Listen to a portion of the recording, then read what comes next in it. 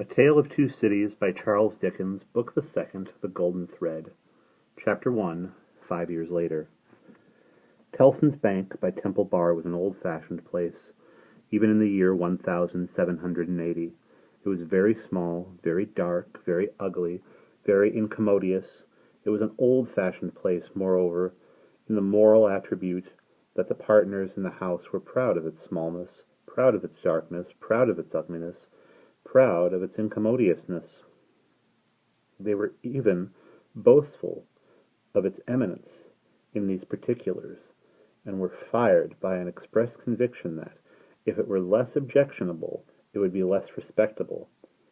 This is no passive belief, but an active weapon which they flashed at more convenient places of business. Tellson's, they said, wanted no elbow room. Tellson's wanted no light. Tellson's wanted no embellishment. Noakes and Co. might, or Snooks Brothers might, but Tellson's, thank heaven. Any one of these partners would have disinherited his son on the question of rebuilding Tellson's.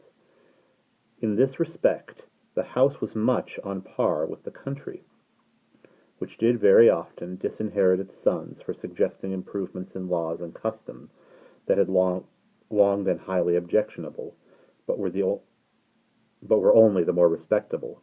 Thus it had come to pass that Tellson's was the triumphant perfection of inconvenience.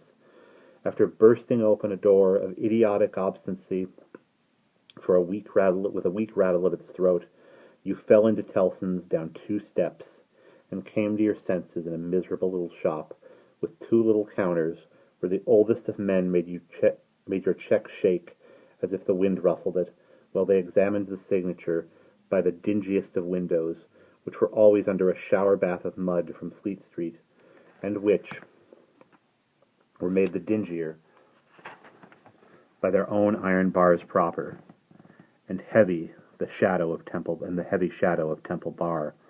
If your business necessitated your seeing the house, you were put into a species of condemned hold at the back, where you meditated on a misspent life until the house came with its hands in its pockets, and you could hardly blink at all in the dismal twilight.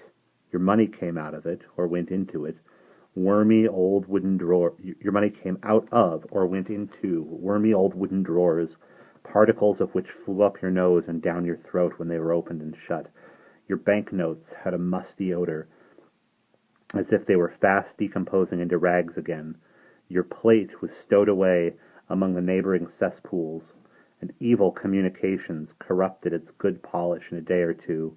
Your deeds got into extemporized strong rooms made of kitchens and sculleries, and fretted all the fat out of their parchments into the banking house air.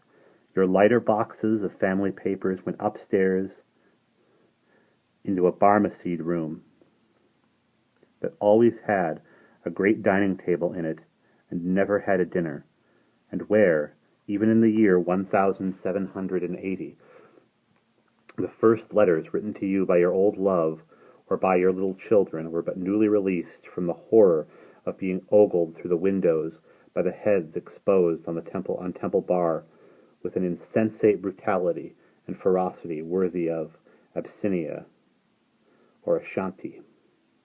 But indeed, at that time, putting to death was a recipe much in vogue with all trades and professions, and not least of all with Tellson's. Death, in nature's remedy for all things, and why not legislations? Accordingly, the forger was put to death. The utterer of a bad note was put to death. The unlawful opener of a letter was put to death. The purloiner of 40 shillings and 6 pence was put to death. The holder of a horse at Tellson's door, who made off with it, was put to death. The coiner of a bad shilling was put to death. The sounders of 3/4 of the notes in the whole gamut of crime were put to death. Not that it did the least good in any way of prevention. It might almost have been worth remarking that the fact was exactly the reverse, but it cleared off, as to this world, the trouble of each particular case, and left nothing else connected with it to be looked after. Thus Tellson's, In its day, like greater places of business, its contemporaries had taken so many lives that if the heads laid low before it had been arranged on Temple Bar instead of being privately disposed of, they would probably have excluded what little light the ground floor had in a rather significant manner. Cramped in all kinds of dim cupboards and hutches at Tellson's, the oldest of men carried on the business gravely. When they took a young man into Tellson's London house, they hid him somewhere till he was old. They kept him in a dark place like cheese until he had the full Tellson flavor and blew mold upon him. Then only was he permitted to be seen, spectacularly poring over large books and casting his breeches and gaiters into the general weight of the establishment. Outside Tellson's, never by any means in it unless called in, was an odd job man, an occasional porter and messenger, who served as the live sign of the house. He was never absent during business hours, unless upon an errand, and then he was represented by his son, a grisly urchin of 12, who was his express image. People understood that Tellson's, in a stately way, tolerated the odd job man. The house had always tolerated some person in that capacity, and time and tide had drifted this person to the post. His surname was Cruncher, and on the youthful occasion of his renouncing by proxy the works of darkness in the Easterly Parish Church of Houndsditch, he had received the added appellation of Jerry. The scene was Mr. Cruncher's private lodging in Hanging Sword Alley, Whitefriars. The time, 7:30 in the clock on a windy March morning, Anno Domini 1780. Mr. Cruncher himself always spoke of the year of our Lord as Anno Dominos, apparently under the impression that the Christian era dated from the invention of a popular game by a lady who had bestowed her name upon it.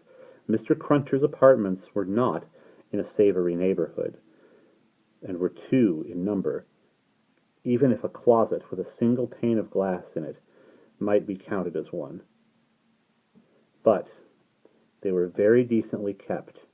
Early as it was, on the windy March morning, the room in which he lay abed was already scrubbed throughout, and between the cups and saucers arranged for breakfast, and the lumbering deal table, a very clean white cloth was spread. Mr. Cruncher reposed under a patchwork counterpane, like a harlequin at home. At first he slept heavily, but by degrees began to roll and surge in bed, until he rose above the surface with his spiky hair looking as if it must tear the sheets to ribbons, at which juncture he exclaimed in a voice of dire exaggeration, "Burst me if she ain't at it again!" A woman of orderly and industrious appearance rose from her knees in a corner with sufficient haste and trepidation to show that she was the person referred to. "What?" said Mr. Cruncher, looking out of bed for a boot. "You're at it again, are you?" After hailing the morn with his second salutation, he threw a boot at the woman as a third. It was a very muddy boot, and may introduce the odd circumstance connected with Mr. Cruncher's domestic economy, that whereas he often came home after banking hours with clean boots, he often got up in the morning to find the same boots covered with clay. "What?"